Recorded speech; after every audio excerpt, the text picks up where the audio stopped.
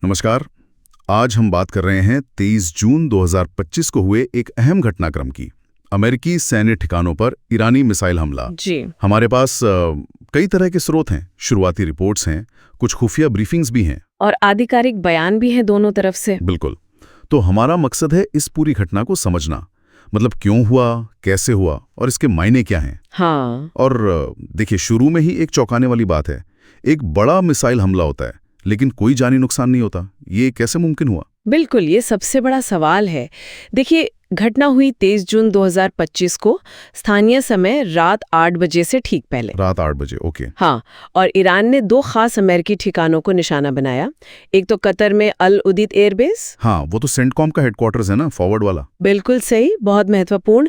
वहाँ करीब 8,000 अमेरिकी सैनिक हैं। 8,000 काफी बड़ी संख्या है। हाँ, और दूसरा निशाना था पश्चिमी इराक में एन अल असद एयरबेस। अच्छा, यानी दोनों रणनीतिक ठिकाने।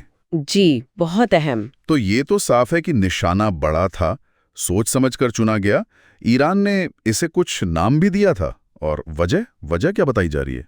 हाँ, ईरान ने इसे फतह की खुशखबरी या ऐसे ही कुछ नाम दिया था। फतह की खुशखबरी। जी। और कारण बताया गया कि जो सप्ताहांत में उनके परमाणु ठिकानों पर कथित तौर पर अमेरिका और इजराइल ने हमले किए थे। हाँ हाँ, ये उसका सीधा बदला था, प्रतिशोध। अच्छा, तो ये एक तरह का जवाबी हमला था। बिल्कुल, शायद अपनी जनता को दिखाने के लिए भी कि वो जवाब दे सकते हैं। बदला लेने के लिए मिसाइल हमला, वो भी इतने अहम ठिकानों पर। लेकिन फिर ये बात समझ नहीं आ रही कि कोई नुकसान कैसे नहीं हुआ। मिसाइलें कितनी थी, डिफेंस सिस्टम ने कैसा काम किया? देखिए, ईरानी और इजरायली खुफिया सूत्र जो बता रहे हैं, उसके हिसाब से अल उदीद पर करीब 6 से 10 मिसाइलें दागी गईं। 6 से 10? हाँ, और कम से कम एक मिसाइल इराक में भी गिरी। लेकिन यहाँ बात दिलचस्प हो जाती है। जैसे ही मिसाइलें लॉन्च हुईं, कतर, बहरीन, इराक, इन सब ने फौरन अपने एयर डिफेंस सिस्टम एक्टिवेट कर दिए। ओके। और नतीजा ये रहा कि सारी मिसाइलों को हवा में ही रोक लिया गया, सफलतापूर्वक। सारी की सारी? हाँ, सभी। और सबसे अहम बात, शून्य हताहत, 0 कैजुअल्टी। ना कोई अमेरिकी सैनिक घायल हुआ, ना कोई आम नागरिक। सभी मिसाइलों को रोक लेना तो खैर एयर डिफेंस की कामयाबी है, लेकिन शून्य हताहत, ये वाकई में चौंकाने वाला है। इतने बड़े हमले में क्या ये सिर्फ डिफेंस सिस्टम की वजह से हुआ या कुछ और भी था इसके पीछे? देखिए, डिफेंस सिस्टम तो जाहिर है कामयाब रहा, लेकिन कहानी में एक और बड़ा मोड़ है। वो क्या? कई भरोसेमंद सूत्र हैं, खुफिया रिपोर्ट्स भी यही कहती हैं कि ईरान ने हमले से पहले ही कतर को और अमेरिका को इसकी जानकारी दे दी थी। क्या बात कर रही हैं? हमले से पहले बता दिया? ये तो बहुत ही एक अजीब बात है। बदला भी लेना है और पहले से बताना भी है। ये क्या रणनीति हुई? हाँ, यही तो इस पूरे मामले का सबसे पेचीदा पहलू है। ऐसा लगता है कि ये जानबूझकर किया गया। जानबूझकर? क्यों? ताकि जानी नुकसान ना हो, ताकि मामला हाथ से ना निकले, बड़े नहीं। ये एक तरह का, क्या कहते हैं, कंट्रोल्ड एक्शन था। कंट्रोल्ड एक्शन मतलब ताकत भी दिखानी है? हाँ, ताकत दिखानी है, बदला भी लेना है, लेकिन साथ ही एक बड़े युद्ध को टालना भी है। वो शायद ये संदेश देना चाहते थे कि देखो, हम हमला कर सकते हैं, लेकिन हम अभी मामला बढ़ाना नहीं चाहते। ये तो बड़ा महीन खेल है। अच्छा, इस घटना के बाद फिर दुनिया भर में, खासकर मंतके में, क्या प्रतिक्रिया हुई?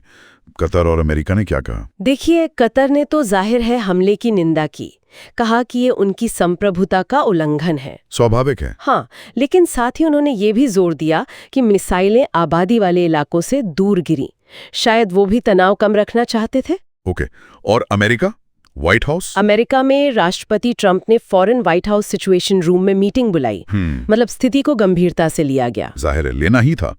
और बाकी खाड़ी देशों का क्या रुख रहा? वो तो जरूर चिंतित हुए होंगे। बिल्कुल, बहरीन, यूएई, कई पड़ोसी देशों ने फौरन एहतियात के तौर पर अपने हवाई क्षेत्र बंद कर दिए। अच्छा। हाँ, और सिविल डिफेंस अलर्ट भी जारी किए। उनको डर था कि कहीं ये किसी बड़े क्षेत्रीय झगड़े की शुरुआत ना हो। तो इस घटना ने ग्लोबल टेंशन को तो बढ़ाया ही, इसमें कोई शक नहीं। तो अगर हम संक्षेप में देखें तो ईरान ने बदला लिया, मिसाइलें दागी, लेकिन पहले बताकर ये पक्का किया कि कोई मरे नहीं। मिसाइलें रोक ली गई, लेकिन तनाव तो बढ़ गया। बिल्कुल सही।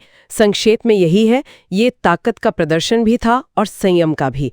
एक अजीब सा मिला जुला संकेत। कह सकते हैं कि ये नियंत्रित तनाव वृद्धि का एक उदाहरण था, जहां संदेश देना ज्यादा जरूरी था, नुकसान पहुंचाना नहीं। इस पूरी कहानी में ये जो अग्रिम सूचना वाली बात है ना, हाँ। ये सबसे ज्यादा सोचने पर मजबूर करती है। क्या भविष्य में अंतर्राष्ट्रीय टकरावों में हमें ऐसी रणनीतियां और देखने को मिल सकती हैं? मतलब देश अपनी ताकत तो दिखाएं, लेकिन विनाश से बचने के लिए पहले ही कुछ हद तक जानकारी दे दें। ये वाकई एक अहम सवाल है। सोचने वाली बात है। हाँ। कि क्या ये संघर्ष को संभालने का एक नया, भले ही खतरनाक तरीका बन सकता है। खैर, ये देखने वाली बात हो।